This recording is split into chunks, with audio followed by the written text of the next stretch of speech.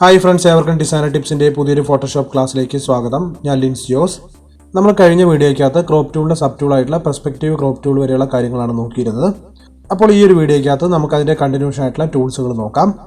ഇനി നമ്മൾ നോക്കുന്ന ടൂൾ സ്ലൈസ് ടൂളാണ്. ഈ ഒരു ടൂൾ സെലക്ട് ചെയ്തുകൊണ്ട് നമുക്ക് ഇതിൻ്റെ യൂസസ് എന്താണെന്ന് മനസ്സിലാക്കാം. ഈ ഒരു ടൂളിൻ്റെ യൂസസ് കൂടുതലായിട്ട് വരുന്നത് നമ്മൾ വെബ് ഡിസൈനിങ് ഒക്കെ ചെയ്യുന്ന സമയത്താണ്. അതുപോലെ തന്നെ ഇവിടെ ഓപ്ഷൻ ബാറിനകത്ത് ഇതിനോട് റിലേറ്റഡ് ആയിട്ടുള്ള ഓപ്ഷൻസ് ഉണ്ട്. ഇവിടെ സ്റ്റൈൽ എന്ന് പറഞ്ഞ ഓപ്ഷൻ കാണാം. ഇതിനകത്ത് 3 ഓപ്ഷൻസ് ആണുള്ളത്. ഫസ്റ്റത്തെ നോർമൽ സൈസ്, രണ്ടാമത്തെ ഫിക്സഡ് ആസ്പെക്ട് റേഷ്യോ, അടുത്തായിട്ട് വന്നിട്ടുള്ള ഫിക്സഡ് സൈസ് ആണ്. ഞാനിവിടെ നോർമൽ സെലക്ട് ചെയ്യുന്നുണ്ട്. ഈ നോർമൽ ആയിരിക്കും ഡീഫോൾട്ടായിട്ട് വരിക. ഇതിന് പ്രത്യേകിച്ച് സൈസോ കാര്യങ്ങളോ ഒന്നുമില്ല. നമുക്ക് സെലക്ട് ചെയ്ത് നോക്കാം. ഞാൻ ഡ്രാഗ് ചെയ്ത് എനിക്ക് ഇഷ്ടമുള്ള സൈസ് ഞാനിവിടെ സെലക്ട് ചെയ്യുന്നുണ്ട്. അതുപോലെ ഞാൻ വീണ്ടും സെലക്ട് ചെയ്യുന്നുണ്ട്. അപ്പോൾ നോർമൽ എന്ന് പറഞ്ഞ ഒരു ഓപ്ഷൻ സെലക്ട് ചെയ്യുന്ന സമയത്ത് ഇതിന് പ്രത്യേകിച്ച് സൈസോ കാര്യങ്ങളോ ഒന്നുമില്ല. നമുക്ക് ഏത് സൈസിൽ വേണമെങ്കിലും ഇതിനെ സെലക്ട് ചെയ്യാവുന്നതാണ്. ഇനി നമുക്ക് അടുത്ത ഓപ്ഷനായിട്ടുള്ള ഫിക്സഡ് ആസ്പെക്ട് റേഷ്യോ നോക്കാം. ഇവിടെ വിഡ്ത്തിൽ 6ഉം അതുപോലെ തന്നെ ഹൈറ്റിൽ 3ഉം ആണ് വന്നിട്ടുള്ളത്. അപ്പോൾ ഈ ഒരു റേഷ്യോയിലായിരിക്കും നമ്മുടെ സ്ലൈസ് സെലക്ഷൻ ആവുക. നമുക്കിവിടെ ഒന്ന് ട്രൈ ചെയ്ത് നോക്കാം. ഞാനിവിടെ സെലക്ട് ചെയ്യുന്ന സമയത്ത് 6/3 എന്ന റേഷ്യോയിലാണ് ഇതിൻ്റെ സെലക്ഷൻ സൈസ് വരുന്നത്. അപ്പോൾ ഈ ഒരു രീതിയിലാണ് ഫിക്സഡ് ആസ്പെക്ട് റേഷ്യോ സെലക്ട് ചെയ്യുക. ഇനി നമുക്ക് അടുത്ത ഓപ്ഷനായിട്ടുള്ള ഫിക്സഡ് സൈസ് നോക്കാം. ഇതെന്ന് പറഞ്ഞിട്ടുണ്ടെങ്കിൽ നമ്മളിവിടെ കൊടുക്കുന്ന പിക്സലിൻ്റെ എത്ര പിക്സൽ സൈസാണോ നമുക്ക് വേണ്ടത് ആ ഒരു സൈസ് മാത്രമായിരിക്കും സെലക്ട് ചെയ്യുക. ഇവിടെ വിഡ്ത്തിൽ 1000 പിക്സലും ഹൈറ്റിൽ 1000 പിക്സലാണ് ഉള്ളത്. നമുക്കൊന്ന് ക്ലിക്ക് ചെയ്ത് നോക്കാം. ഇവിടെ ഞാൻ ക്ലിക്ക് ചെയ്ത സമയത്ത് വിഡ്ത്ത് 1000 പിക്സലും അതുപോലെ തന്നെ ഹൈറ്റ് 1000 പിക്സലും ഉള്ളൊരു സെലക്ഷൻ വന്നിട്ടുണ്ട്.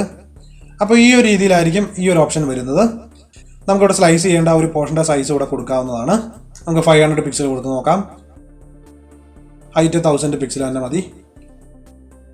ഇപ്പം നിങ്ങൾക്ക് ഇവിടെ കാണാം വിഡ്ത്ത് 500 പിക്സലും ഹൈറ്റ് 1000 പിക്സലുമാണ് വന്നിരിക്കുന്നത്. അപ്പോൾ സ്ലൈസ് ടൂൾ കൊണ്ട് നമ്മൾ ഈ ഒരു രീതിയിലാണ് ഇതിനെ സെലക്ട് ചെയ്യുന്നത്. പിന്നെ നമുക്ക് ഈ സ്ലൈസ് ചെയ്തിട്ടുള്ള ഈ പോർഷനെ ഒരുമിച്ച് നമുക്ക് സേവ് ചെയ്യാൻ പറ്റുന്നതാണ്. ഈ ഒരു ഓപ്ഷൻ നമ്മൾ യൂസ് ചെയ്യുന്ന വെബിന് വേണ്ടിയിട്ടാണ്. അതായത് നമ്മൾ ഫയലിനകത്ത് ഇവിടെ സേവ് ഫോർ വെബ് എന്ന് പറഞ്ഞ ഓപ്ഷൻ സെലക്ട് ചെയ്തിട്ടുണ്ടെങ്കിൽ ഈ സ്ലൈസ് ചെയ്തിട്ടുള്ള ഈ ഒരു പോർഷനെ മാത്രമായിട്ട് നമുക്ക് സേവ് ചെയ്യാൻ കഴിയുന്നതാണ്. നമ്മൾ ഫ്യൂച്ചറിലായിട്ട് അഡ്വാൻസ്ഡ് ക്ലാസ്സുകൾ നോക്കുന്ന സമയത്ത് അതൊക്കെ നമുക്ക് നോക്കാവുന്നതാണ്. പിന്നെ അടുത്ത ടൂൾ എന്ന് പറഞ്ഞിട്ടുണ്ടെങ്കിൽ സ്ലൈസ് സെലക്ഷൻ ടൂളാണ്.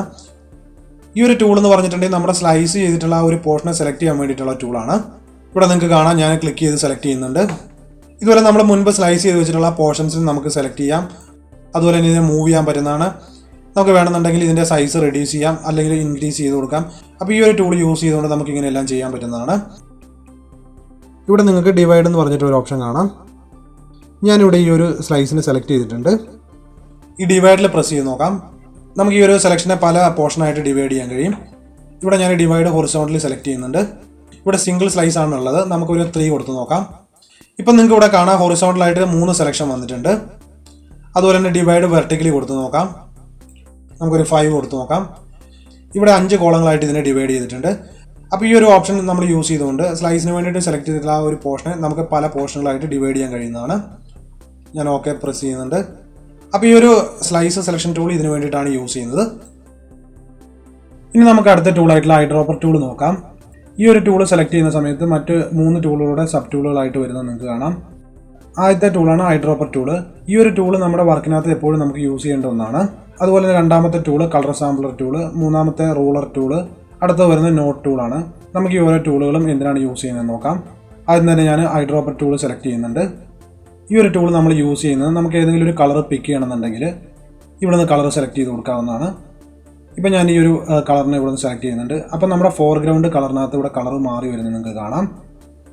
ഞാൻ മറ്റൊരു കളർ സെലക്ട് ചെയ്യുന്നുണ്ട്. ഇപ്പോൾ ഈ ഫോർഗ്രൗണ്ട് കളറിനകത്ത് ഈ കളർ സെലക്ട് ആയിരിക്കും നിങ്ങൾക്ക് കാണാം. അതുപോലെ തന്നെ ഈ ഓപ്ഷൻ ബാറിനകത്തുള്ള ഈ ഒരു സാമ്പിൾ സൈസിനകത്ത് നിങ്ങൾക്ക് കുറച്ച് ഓപ്ഷൻസ് കാണാം.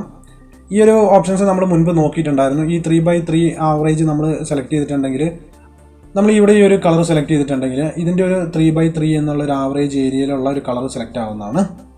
അതുപോലെ തന്നെ ഇവിടെ മറ്റു കുറച്ച് ഓപ്ഷൻസ് കൂടിയുണ്ട്. നിങ്ങളിതെല്ലാം മാറ്റി മാറ്റി സെലക്ട് ചെയ്ത് നോക്കുക. നമുക്ക് പോയിന്റ് സാമ്പിൾ തന്നെ സെലക്ട് ചെയ്യാം. അപ്പോൾ ഈ ഒരു ടൂൾ യൂസ് ചെയ്തുകൊണ്ട് നമുക്കൊരു കളറിനെ പിക്ക് ചെയ്ത് കൊടുക്കാൻ പറ്റും. ഇവിടെ ഫോർഗ്രൗണ്ടിൽ നമ്മൾ ഡബിൾ ക്ലിക്ക് ചെയ്തിട്ടുണ്ടെങ്കിൽ ഈ കളറിൻ്റെ കോഡ്സ് നമുക്ക് കാണാൻ പറ്റുന്നതാണ്. അതായത് ഇവിടെ RGB കളർ കോഡ്, അതുപോലെ തന്നെ CMYK കളർ കോഡൊക്കെ കാണാം. ഇവിടെ നോക്കിയിട്ടുണ്ടെങ്കിൽ നമ്മുടെ ഹെക്സ് വാല്യൂ നമുക്ക് കിട്ടുന്നതാണ്. ഞാൻ ക്യാൻസൽ ചെയ്യുന്നുണ്ട്. വേറൊരു എക്സാമ്പിൾ കൂടി നമുക്ക് നോക്കാം. ഞാനിവിടുന്ന് റെക്റ്റാങ്കിൾ ടൂൾ സെലക്ട് ചെയ്യുന്നുണ്ട്. നമുക്ക് ഈ ടൂളിനെ കുറിച്ചൊക്കെ ഡീറ്റെയിൽ ആയിട്ട് പിന്നീട് നോക്കാം. ഇവിടെ സ്ക്വയർ ക്രിയേറ്റ് ചെയ്തിട്ടുണ്ട്. ഇപ്പം നമ്മൾ മുൻപ് പിക്ക് ചെയ്തിട്ടുള്ള ആ ഒരു കളർ ഫോർഗ്രൗണ്ടിൽ ഉള്ളതുകൊണ്ടാണ് ഇവിടെ ഈ കളർ വന്നിരിക്കുന്നത്. നമുക്ക് ഇതിൻ്റെ കളർ ഒന്ന് ചേഞ്ച് ചെയ്യാൻ വേണ്ടിയിട്ട് ഇവിടെ ലെയറിൻ്റെ തമ്പനയിൽ ഡബിൾ ക്ലിക്ക് ചെയ്യാം. ഇപ്പം നിങ്ങൾക്ക് ഇവിടെ കാണാം ഐ ഡ്രോപ്പർ ടൂളാണ് വന്നിരിക്കുന്നത്. നമുക്ക് ഏത് കളറാണ് പിക്ക് ചെയ്യേണ്ടതെന്ന്. അല്ലാന്നുണ്ടെങ്കിൽ നമുക്ക് ഇവിടുന്ന് കളർ ഇങ്ങനെ സെലക്ട് ചെയ്ത് കൊടുക്കാവുന്നതാണ്. അതുപോലെ നമ്മുടെ ഇമേജിനകത്തുള്ള ഏതെങ്കിലും ഒരു കളറാണ് നമുക്ക് വേണ്ടതെന്നുണ്ടെങ്കിൽ ഇതുപോലെ പിക്ക് ചെയ്ത് കൊടുക്കാവുന്നതാണ്. ഞാൻ ഇവിടുന്ന് ഒരു കളർ സെലക്ട് ചെയ്യുന്നുണ്ട്. ഇപ്പം നിങ്ങൾക്ക് ഇവിടെ കാണാം ഈ ഒരു കളർ സെലക്ട് ആയിട്ടുണ്ട്. ഓക്കെ പ്രസ് ചെയ്യാം. അപ്പോൾ ഈ ഒരു ഷേപ്പിനകത്ത് ഈ കളർ നമ്മൾ സെലക്ട് ചെയ്തിട്ടുള്ള ആ ഒരു കളർ വന്നിട്ടുണ്ട്. അപ്പോൾ ഇതുപോലെ തന്നെ നമ്മുടെ ഡിസൈനിങ്ങിന് ആവശ്യമുള്ള കളറുകൾ നമുക്ക് ഇവിടുന്ന് സെലക്ട് ചെയ്ത് കൊടുക്കാവുന്നതാണ്. അപ്പോൾ ഈ ഐ ഡ്രോപ്പർ ടൂൾ കൊണ്ട് നമ്മൾ ഇങ്ങനെയാണ് കളർ പിക്ക് ചെയ്ത് കൊടുക്കുന്നത്. ഞാൻ ഇതിനെ ഡിലീറ്റ് ചെയ്യുന്നുണ്ട്. ഇനി ഇവിടെ നമുക്ക് രണ്ടാമത്തെ ടൂളായിട്ടുള്ള കളർ സാമ്പിളർ ടൂൾ എന്താണെന്ന് നോക്കാം. ഇതിനെ സെലക്ട് ചെയ്യുന്നുണ്ട്. ഈ ഒരു ടൂളും ഏകദേശം ഐ ഡ്രോപ്പർ ടൂളിൻ്റെ തന്നെ ഒരു യൂസസ് ആണ് വരുന്നത്. നമുക്കിതെങ്ങനെയാണ് വർക്ക് ചെയ്യുന്നതെന്ന് നോക്കാം. ഇപ്പം ഞാൻ ഈ ഒരു പോർഷനിൽ ക്ലിക്ക് ചെയ്തിട്ടുണ്ട്. ഇവിടെ 1 എന്ന് വന്നിരിക്കുന്നത് നിങ്ങൾക്ക് കാണാം. അതുപോലെ തന്നെ പുതിയൊരു വിൻഡോ ഓപ്പൺ ആയി വന്നിട്ടുണ്ട്. നമ്മൾ ആ പിക്ക് ചെയ്തിട്ടുള്ള ആ ഒരു പോർഷനിലെ RGB കളർ വാല്യൂ എത്രയാണെന്ന് ഇവിടെ കാണിച്ചിട്ടുണ്ട്. അതുപോലെ തന്നെ നമുക്ക് ഈ ഒരു RGB കളർ വാല്യൂ അല്ല വേണ്ടത്, CMYK കളർ വാല്യൂ അല്ലെങ്കിൽ മറ്റേതെങ്കിലും കളർ വാല്യൂസാണ് വേണ്ടതെന്നുണ്ടെങ്കിൽ ഇവിടെ ഈ ആരോയിൽ പ്രസ് ചെയ്യാം.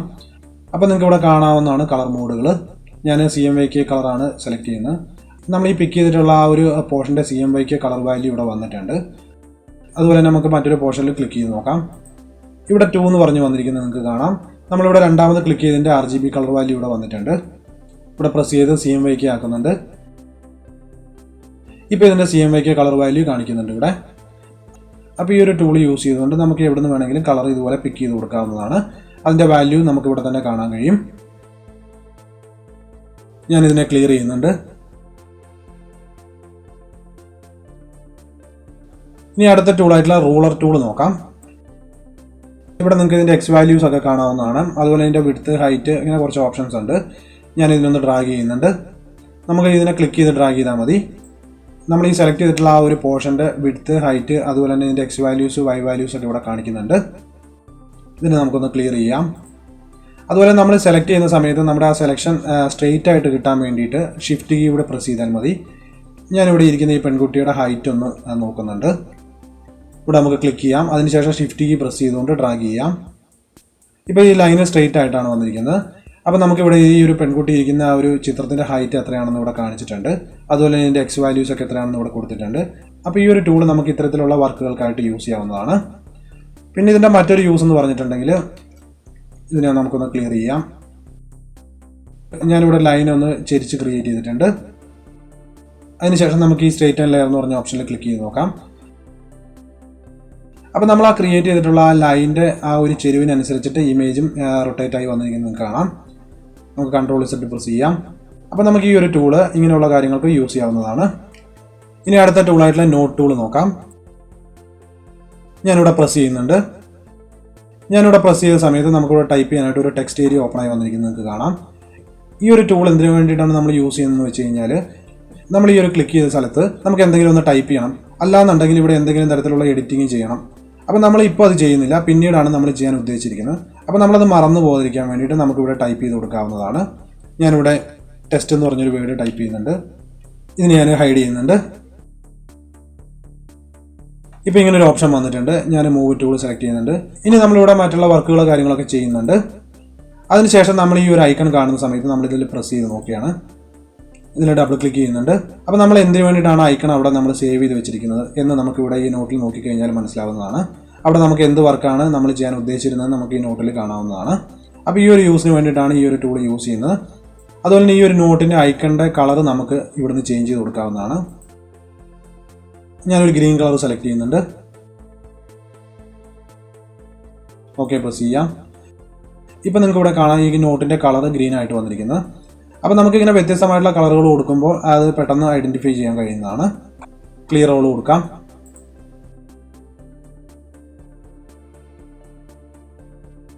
ഇപ്പോൾ നമ്മൾ ഈ 4 ടൂളിൻ്റെ യൂസ് എന്താണെന്ന് മനസ്സിലാക്കി. ഈ ഒരു വീഡിയോയിൽ ഇത്രയും കാര്യങ്ങളാണ് നമ്മൾ നോക്കുന്നത്. ഇതിൻ്റെ കണ്ടിന്യൂഷൻ ആയിട്ടുള്ള പോർഷൻസ് നമ്മൾ അടുത്ത വീഡിയോയിൽ നോക്കുന്നതാണ്.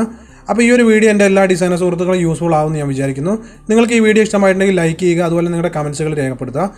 ഒപ്പം ഈ ചാനൽ സബ്സ്ക്രൈബ് ചെയ്യാത്തവർ സബ്സ്ക്രൈബ് ചെയ്ത് ബെല്ലൈക്കൺ കൂടി പ്രസ് ചെയ്ത് നോട്ടിഫിക്കേഷൻ എനേബിൾ ചെയ്ത് വെക്കുക.